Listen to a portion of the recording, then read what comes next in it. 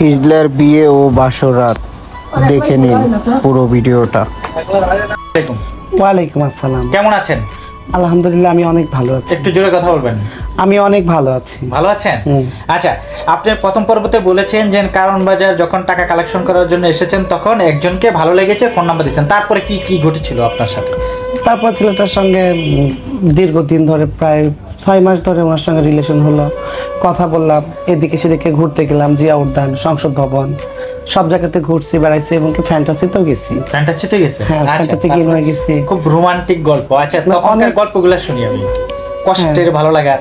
এখন তো কষ্ট লাগতেছে নাকি? এখন তো একটু কষ্ট লাগছে। আচ্ছা, তখনকার ভালো লাগাটা বলি। হ্যাঁ। তো তখন উনি আমাকে নিয়ে ঘুরতে যাইতো, বেড়াইতে যাইতো, এখানে সেখানে, সিনেমা হল, সব জায়গাতে যাইতাম। যাওয়ার পরে আস্তে আস্তে রিলেশন হলো, দীর্ঘ 5-6 মাস ধরে প্রেম হলো, ঘোরাফেরা, খাওয়া দাওয়া সবই ঠিকঠাকই ছিল। আর 5টা মানুষ স্বাভাবিক মানুষের মতো, গার্লফ্রেন্ড বয়ফ্রেন্ড যেভাবে ঘুরে বেড়াই সেভাবেই। শুধু ঘোরাফেরা নাকি অন্য কিছু? না, অন্য কিছু সেরকম কিছু না। মানে আমি তো নিজেকে মেয়ে মনে করি। না, আমি তো সেটাই বলছি। হ্যাঁ, তারপর এভাবে হঠাৎ করে তো 2-1 দিনের পরিচয়, মানে 6 মাস হোক, তারপরে পরিচিত, এমন কিছু করা তো সম্ভব না।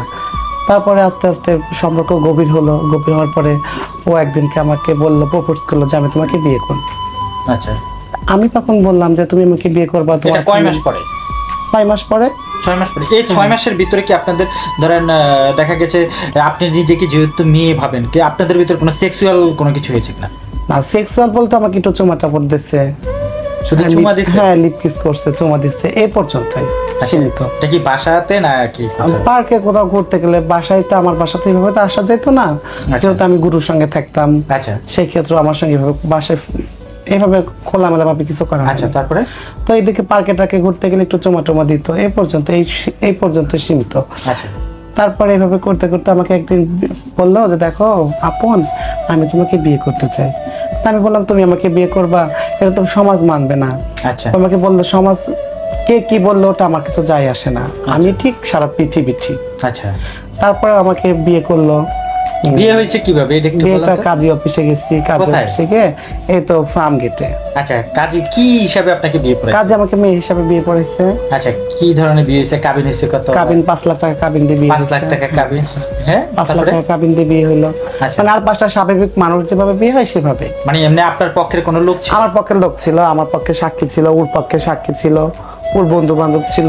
আচ্ছা, আমার মানে মেয়েদেরকে দিয়ে তো কিছু হয় না, মানে হিজড়াদেরকে ছিল না। আমার গার্জিয়ান বলতে আমার গুরুর স্বামীরা ছিল, গুরুর হাজব্যান্ড ছিল, আর আমার এক বান্ধবীর হাজব্যান্ড ছিল আমার পক্ষ থেকে। ওর পক্ষ থেকে ওর 2টা বন্ধু ছিল। আচ্ছা, তারপর এভাবে কাজী অফিসে যাওয়ার পরে বিয়ে হলো, বেশ সুন্দর। বিয়ে হওয়ার পরে কোথায়? বিয়ে হওয়ার পরে আমি তখন আমার গুরুকে বললাম, মা এরকম এরকম একটা ছেলে আমার ভালো লাগে, ভালোবাসে। গুরুকে তো আগে বলছি, তা অবশ্য বিয়ের আগে গুরুকে পারমিশন নিয়েই নিছিলাম। তখন আমার গুরুরা ওকে দেখছে, দেখার পরে গুরুরাও পছন্দ করছে। হয়তো বা সে ছিল কালো, কিন্তু আমার কাছে তো অনেক ভালো লাগে। কালোই তো জগতের আলো, সেটা একটু কালো। কিন্তু তারপর গুরু বললো, মা যেহেতু তুমি ভালোবাসো, তুমি সংসার করবা, আমি তো আর করবো না। তো গুরুরা সম্মতি ছিল, গুরুরা মত দেওয়ার পরে তো বিয়ে হয়েছে। আচ্ছা, তারপরে বিয়ে করেছেন? বিয়ে করার পরে আমি আলাদা ঘর নিলাম। কোথায় ঘর নিছেন? তেজগাঁও স্টেশনের পাশে। স্টেশনের পাশে? হ্যাঁ, আলাদা ঘর নিলাম। নেওয়ার পরে সুন্দর ছোট্ট একটা খাট, একটা ওয়ার্ড্রোব, একটা মানে ছোট সংসার যাকে বলে, ছোট একটা সংসার পাতলাম। তারপরে ওকে নিয়ে থাকলাম। মানে বাসর ঘর হয়েছে? বাসর ঘর বলতে হ্যাঁ, সেই গল্পটা শুনি, কারণ এত আকর্ষণ। হ্যাঁ, তারপরে বাসর ঘর, সেটা একটু আমরা শুনতে চাচ্ছি। মানে প্রথম দিনের অভিজ্ঞতা। প্রথম দিন বলতে হ্যাঁ, বিয়ে পরে তো আমার বান্ধবীরা সবাই সুন্দর ফুল টুল দিয়ে বাসর ঘর সাজাইছে, রান্না বান্না করছে, মাংস পোলাও। আচ্ছা, অবশ্য টাকা কিন্তু আমারই। আচ্ছা, মানে যা কিছু টাকা আমার। আচ্ছা, যতই বড় অ্যারেঞ্জমেন্ট করুক, টাকা কিন্তু আমার। আচ্ছা, তারপরে হ্যাঁ, পরে সুন্দর করে বাসর ঘর সাজাইছে। সাজানোর পরে আমি বেশ সুন্দর লাল শাড়ি ও পাঞ্জাবি পাজামা পরছে, পরার পর বেশ সুন্দর মাশাআল্লাহ। আর 5টা মানুষের মতো বেশ সুন্দর সংসার হইলো। না, আমি বাসর ঘরের কথাটা সব কথা থেকে ভেঙে বলা যায় না। না, তারপরে প্রথম দিনে এত দিনের আকর্ষণের পরে মানে ভালো লাগাটা কেমন ছিল সেদিনকার রাতটা? সেদিনকার রাত জানি না কার জীবনে কি হয়, কিন্তু আমার জীবনে যে ফার্স্ট, আমি অনেক আচ্ছা সেদিনই আপনার জীবনে ফার্স্ট, হ্যাঁ সেদিন আমার জীবনে আচ্ছা ফার্স্ট অভিজ্ঞতাটা একটু বলেন। ফার্স্ট অভিজ্ঞতা বলতে আমি তো লজ্জায় চুপটি মারি শুয়ে আছি, অন্যদিকে মুখ দিয়ে হ্যাঁ শুয়ে আছি। পরে আমার জোর জবরদস্তি ঠাসে ধরলো, আচ্ছা কিস করতেছে এদিকে সেদিকে, বুঝেনি তো, হ্যাঁ হাতাহাতি নাড়াছাড়া। হ্যাঁ। পরে আমি আর কি করব, পরে সবাই যেরকম আমি সব বেশ সুন্দর মুখের উপর একটা গামছা দিয়ে, মানে আমার অন্যটা দিয়ে মুখের উপরে দিয়ে শুয়ে আছি। তখন কি আপনার এই যে শারীরিক পরিবর্তনটা হয়ে গেছে নাকি? এই যে দেখা গেছে এখন আপনি যেমন হয়ে গেছেন, বা তখন কি আস্তে আস্তে হ্যাঁ শারীরিক তখন আমি পরিবর্তন হ্যাঁ হয়েছে? হ্যাঁ পরিবর্তন তো, শারীরিক পরিবর্তন তো সবারই হয়, আচ্ছা আমারও হয়েছে। আমারও মেয়েদের মতো সবকিছু আমাকে দেখে হয়তো বা আপনি কি মনে করতেছেন আমি বলতে পারবো না, এবং আর 5টা হিজড়ার সঙ্গে আমার তুলনা করলে ভুল হবে। কারণ কি? কারণ কি আমি জন্মগত এরকম, আচ্ছা ফ্যামিলি থেকে আমি ছোটবেলা থেকে এরকম। হ্যাঁ মানে মানে একজন নারীর ভিতরে যা আছে আপনার যা ভিতরে তা আছে আছে? আমার ভিতরে তাই আছে। কি আছে আপনার ভিতরে? যেমন একটা মেয়ের ভিতরে বেস্ট থাকে একটা মহিলা সাধারণত, আচ্ছা তারপরে নিচে সেক্সুয়াল জায়গা, আমারও সব একই রকম। আচ্ছা আপনি কোনো সার্জারি করার নেই? না না আমি কোনো সার্জারি করি মানে আপনি একদম আমার মানে আমার জন্মগত ছোটবেলা থেকে আমি এরকম। আচ্ছা তারপরে তারপরে এই তো বেশ সুন্দর। আমার তো মনে করেন সমস্যা একটাই, আমার জরায়ু নাই।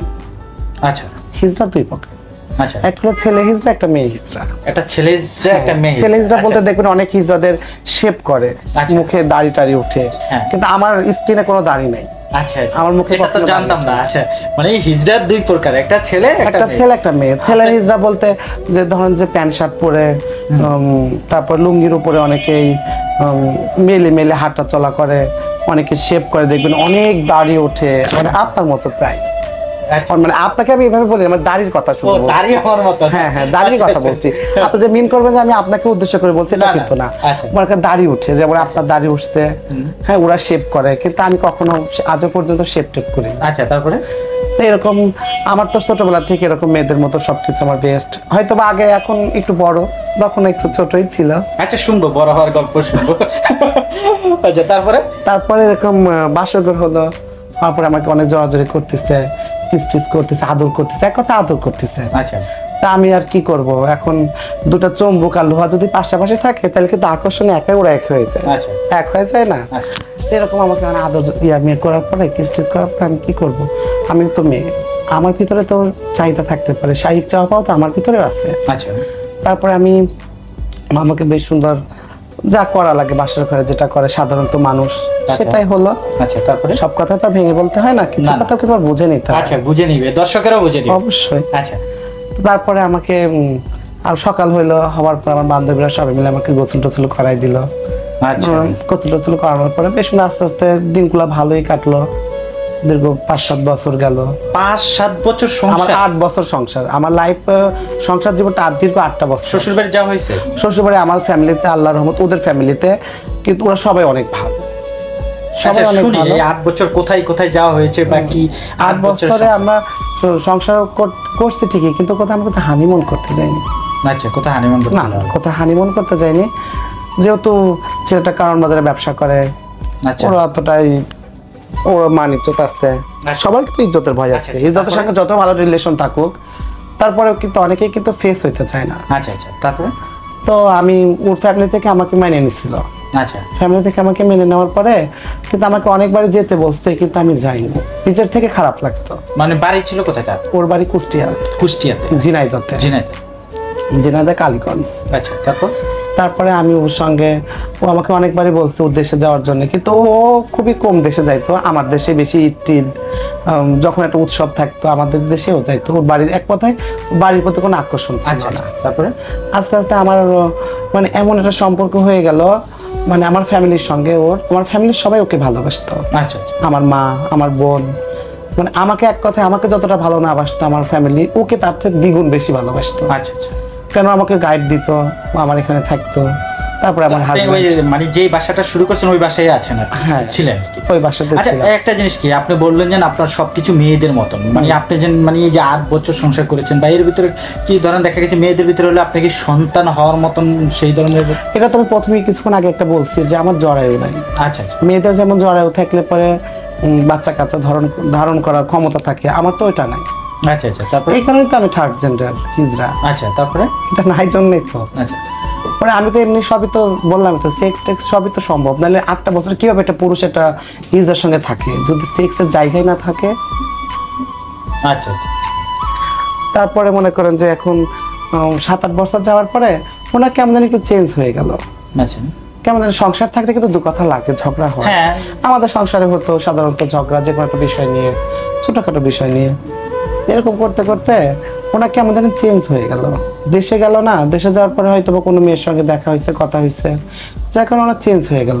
এরকম হয়তো আমাকে অনেক টর্চার করতো, মানে অত্যাচার করতো, আমাকে মারধর করতো।